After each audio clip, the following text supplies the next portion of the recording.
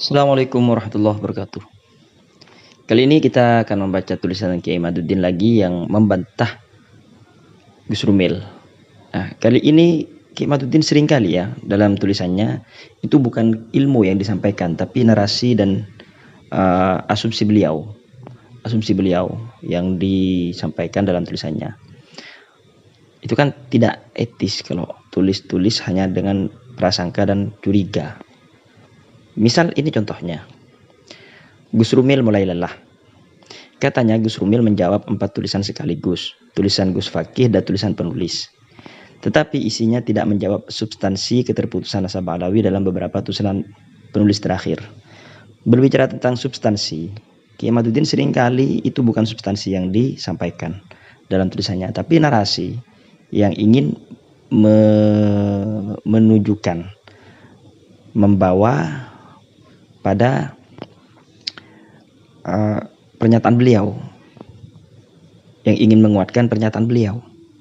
Hanya narasi saja, bahkan asumsi dan tudingan terhadap kelompok lainnya. Ini juga isinya persangkaan. Ini kan tidak baik bagi penulis. Ini menjatuhkan kredibilitas seorang Kiai Imaduddin yang menjadi penulis. Contoh ya ini. Gus Rumil menceritakan perjalanannya mencari kitab suci ke barat, Turki, Yordan, Jeddah, dan Madinah. Ia menceritakan pula bahwa penelitiannya menghantarkannya kepada pengurus Nakobah atau tokoh yang menyambungkannya dengan Nakobah Timur Tengah. Nah, sebenarnya sudah ketemu belum dengan pengurus Nakobah? Kalimat menghantarkan dan atau Anda itu mencurigakan. Di sini Kiai Imaduddin mengantarkan kita pada persangkaan dan asumsi beliau. Katakanlah ya, ini menolak atau menuduh Gus Rumil itu berbohong, tidak sampai kepada tujuannya di Jordan, menemui para tokoh, para intelektual dan orang-orang yang perlu dimintai verifikasi terkait dengan nasab, kan seperti itu. Gus Rumil juga bercerita yang ngopi di kantor Direktur Darul Ifta Jordania, semacam MUI di bawah otoritas kerajaan, dan Nakobah di Jordania berada di bawahnya secara administratif. Kalimat itu sekilas membahana, bisa berada di kantor Darul Ifta sekelas MUI dan Nakobah ada di bawahnya. Tentu terkesan benar telah bertemu orang penting di sana. Tetapi tidak, penulis yakin ia tidak bertemu siapa-siapa di sana, hanya ngopi, mungkin di kantin pinggir Darul Ifta. Nah, ini tuduhan Kiai Imaduddin semacam ini kan menggugurkan kredibilitas seorang Kiai Imaduddin yang mau dibilang kita katakan peneliti. Mudah menuduh orang lain berbohong. Ini contohnya. Gus Rumil dinyatakan secara yakin oleh Kiai Imaduddin tidak ke sana, tidak pergi ke Darul Ifta seperti yang disampaikan Gus Rumil. Mungkin hanya ngopi di pinggir kantinnya, di kantin di pinggir Darul Ifta-nya, nggak masuk ke Darul Ifta. Itu kan menohok sekali. Padahal Gus Rumil sudah memperlihatkan foto beliau bersama dengan orang di Darul Ifta. Nah, ini kan menunjukkan karakter seorang Kiai Imaduddin, seorang penulis tesis. Sungguh tidak etis kalau secara jelas, secara terang-terangan menuding orang berbohong tanpa bukti sama sekali, bahkan mengatakannya yakin. Ia melanjutkan tulisan, menempuh wawancara terbuka dengan pakar dan informan utama memang harus dilakukan Kiai Imad. Kalimat itu tidak ada yang salah, tetapi kesan yang dibangun itu loh, seolah telah wawancara dengan pakar dan informan utama di Darul Ifta itu, tetapi ditulis dengan paragraf baru. Tentu dengan itu jika didesak bisa berkelit bahwa narasi itu mandiri, tidak ada kaitannya dengan narasi sebelumnya. Perhatikan, paragrafnya aja beda. Cerdik, satu yang perlu direnungkan, jika duduk di depan meja 10 menit bisa mendapatkan, bahkan bisa lebih dari apa yang didapatkan orang yang keluar negeri 10 hari, mengapa kita harus buang-buang waktu dan biaya keluar negeri? Membawa manuskrip Tarikh Madinah Son'a di sini ada. bahwa manuskrip Al-Mushajjar Al-Hawi di sini ada. Lalu istimewanya lalu lalang ke luar negeri itu apa? Itulah yang penulis maksud dalam tulisan Sun Gokong itu, bahwa penulis tidak tega menginsafinya. Maksudnya penulis tidak tega kepada Ba'alawi dan pendukungnya yang di PHP Gus Rumil dengan kitab sezaman tentang Ubaidillah telah ditemukan, padahal hanya abang-abang lambe saja. Tidak bertemu dengan tokoh-tokoh di Darul Ifta. Itu tudingannya. Kok bisa menyatakan dan memastikan seperti itu?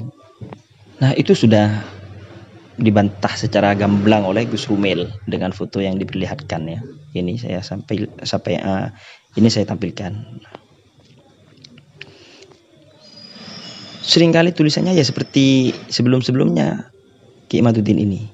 Seperti tulisan tentang Sun Gokong. Itu kan sudah tidak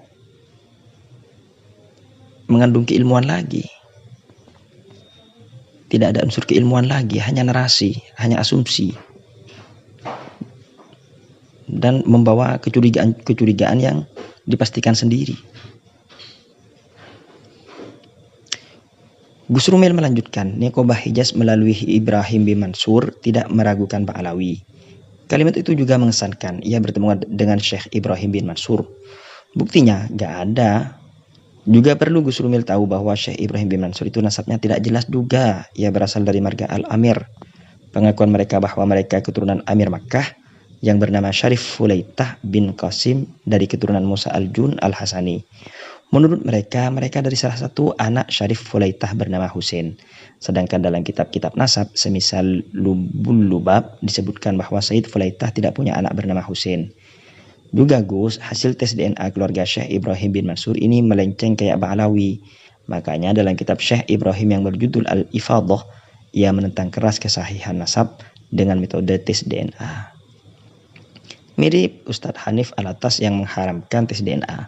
Sama-sama diragukan, harus sama saling menjaga dan bekerja sama. Ini lagi asumsi, narasi yang disampaikan itu ingin membunuh karakter seseorang, kelompok. Bukan masalah urusan keilmuan lagi yang disampaikan, tapi asumsi beliau yang disampaikan. Asumsi Ki Imaduddin yang dituangkan dalam tulisannya. Berfirasat buruk, menuduh orang lain dengan buruk, menuduh Ibrahim bin Mansur ingin menjaga keabsahan nasabnya sehingga mengesahkan nasab Ba'alawi. Ini kan narasi-narasi seperti ini kan asumsinya Kiai Imaduddin. Mengenai diksi Niqobah Hijaz, memang beliau bikin Niqobah sendiri di Saudi, juga bikin website, dan setiap keluarga pun bisa bikin Niqobah seperti itu di Saudi. Wadah yang menghimpun keluarga gak bisa dilarang. Jadi Niqobah Hijaz yang kata Gus Rumil itu menetapkan nasab Ba'alawi, itu tidak bisa dipercaya. Intinya kan seperti itu, karena nasibnya sama seperti Ba'alawi. Narasi seperti ini kan tidak baik dalam tulisan. Gus Rumil mengatakan Syekh Ibrahim bin Mansur menyatakan Ba'alawi terlalu sulit untuk dirontokkan karena kemasyhurannya di Hijaz, Yaman dan Oman, seperti kepopuleran Kaisang sebagai anak Jokowi. Penulis menjawab, itu karena Syekh Ibrahim juga nasabnya dibatalkan peneliti nasab di Kerajaan Arab Saudi, sementara keluarganya telah masyhur sebagai syarif. Ia menjadikan syuhrah istifadah itu sebagai satu-satunya cara menetapkan nasab. Kalau ia bilang Ba'alawi batal karena tidak tercatat kitab nasab abad 4-9 dan hasil tes DNA melenceng, itu sama saja ia membatalkan nasabnya sendiri. Ya, seperti itu asumsi Ki Imaduddin.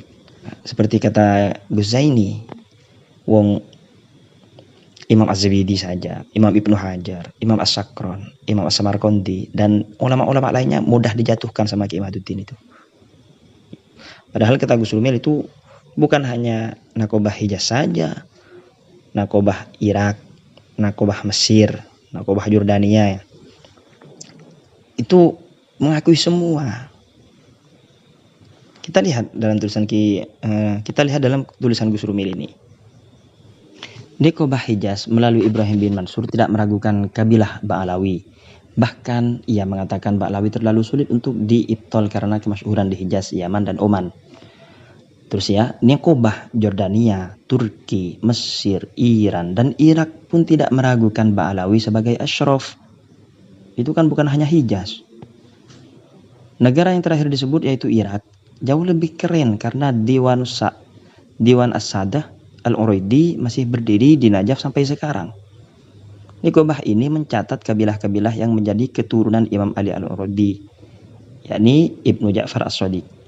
Memiliki Musyajjar yang mencatat Imam Ubaidillah bin Ahmad Al-Muhajir sebagai sosok historis dan menyebut Ba'alawi sebagai Abnaul Am, putra-putri paman kami. Nah, ini diakui. Makanya Gus Rumil mempertanyakan KRT Fakih yang mengatakan Niqobah internasional menolak nasab Ba'alawi. Ini dari mana? Padahal yang beliau temukan ini secara langsung lo hadir. Tidak tanggung-tanggung. Mana bisa dibandingkan dengan orang-orang yang hanya melihat di internet, mencari-cari di internet. Ini datang langsung. Tentu lebih dipercaya pernyataannya. Yaitu kira-kira gambaran tentang pernyataan Ki Imaduddin. Seringkali berasumsi dalam tulisan-tulisannya. Bukan lagi berisi keilmuan. Ada istilah seperti ini. Man sa'ah amaluhu sa'ah dhununuhu. Orang yang buruk, maka persangkaannya akan ikut buruk. Karena dianggapnya semua orang sama seperti dirinya. Ya, demikian kurang lebihnya saya mohon maaf. Assalamualaikum warahmatullahi wabarakatuh.